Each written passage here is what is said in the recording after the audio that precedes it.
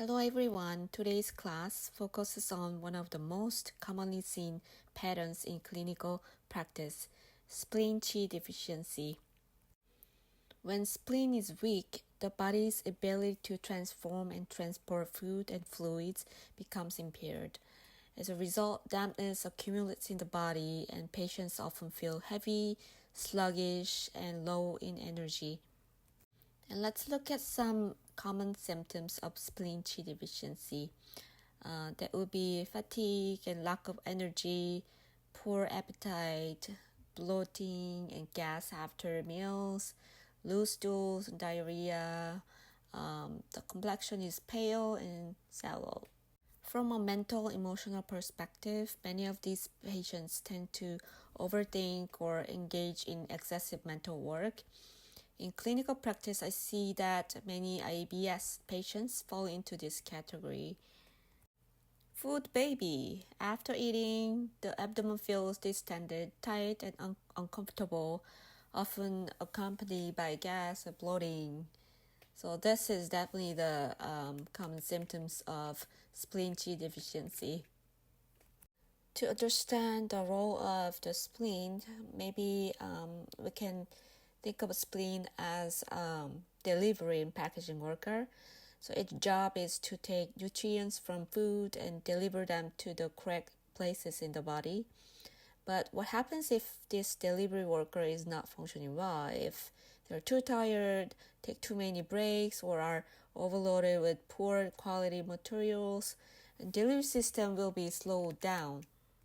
This is similar to what happens when someone overworks, stays up late, or consumes too much sweets and greasy food. When this delivery system fails, the item becomes sit in one place for a very long time, and then it creates like a build-up. So in the body, this build-up manifests as a dampness. So in this type of presentation, maybe the treatment principle is kind of clear that we need to tonify and to strengthen the spleen Qi. But would you treat the root or the manifestation? If the manifestation are too serious, urgent, then you need to treat the manifestation first, right? For example, if the person is bleeding, you need to stop bleeding first and then treat the root. You notice spleen Qi deficiency. I think at this point you can think about classical formula in your mind. Yes, the well-known foundation formula, Jun Zi Tang. It's also called 4 Gentlemen Decoction. Why is this formula called 4 Gentlemen? In Chinese culture, the term gentleman represents virtues such as balance, integrity, humility, and strength.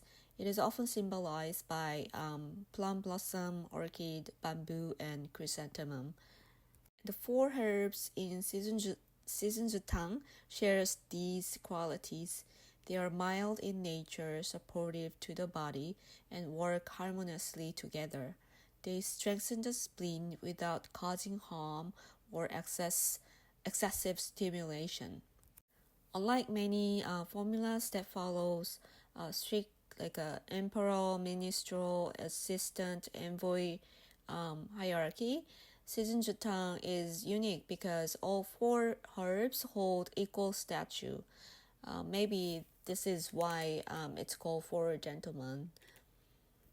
This kind of reflects balance and cooperation within the formula. Historically, Season Zi Tang is derived from Li Zhongwan, a formula recorded in Sanghan-nun. We will explore this classical relationship in more detail in a future class. Main herbs in Season Zi Tang are Renshen, Baizhu, Fuling, Zigantao. Let's look at Renshen. Renshen is a Qi tonic. It goes into lung and spleen. Sweet and slightly bitter, slightly warm, powerful tonifying yuan qi, tonify spleen and lung, generates fluids, and calm mind. It's a very famous ginseng. It's the root part. Next would be Baizhu. it's also ketonic. It goes into spleen and stomach channel, bitter, sweet, and warm. Tonify spleen qi, dries dampness, stabilize exterior, stop sweating, and calm fetus. Yeah, it's very unique feature, so maybe it's a good idea to memorize this function, calm the fetus. And next one is a drain dampness herb, Fu Ling, goes into heart, spleen, kidney, lung channel. Sweet, bland, neutral, promotes urination, eliminate dampness, strengthen spleen, transform phlegm, calm spirit. Tonic, Tsiganchao, tonify spleen qi, moisten lung, harmonize other herbs. Let's talk about TCM food therapy for spleen qi deficiency. So for spleen qi deficiency, we always recommend cooked food over raw food. So choosing maybe soups, stews, slow-cooked meals, like roasted vegetables, squash, potatoes, yams, things like that.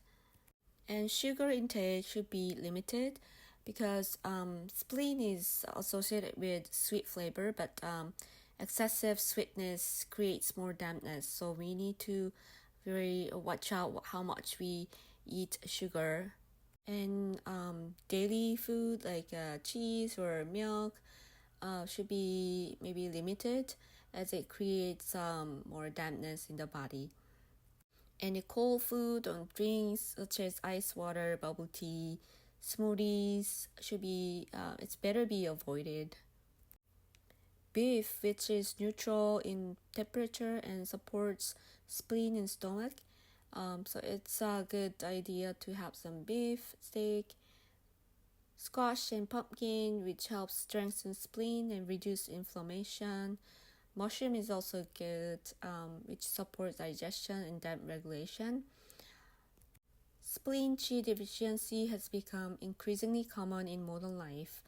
Overthinking, chronic stress, late nights, frequent consumption of sweets and greasy food all contribute to this pattern. Through today's class, the goal is to help you recognize how symptoms, lifestyle, and diet come together to form the spleen qi deficiency pattern and to approach it with clarity and confidence in a clinical practice. Thank you. Bye.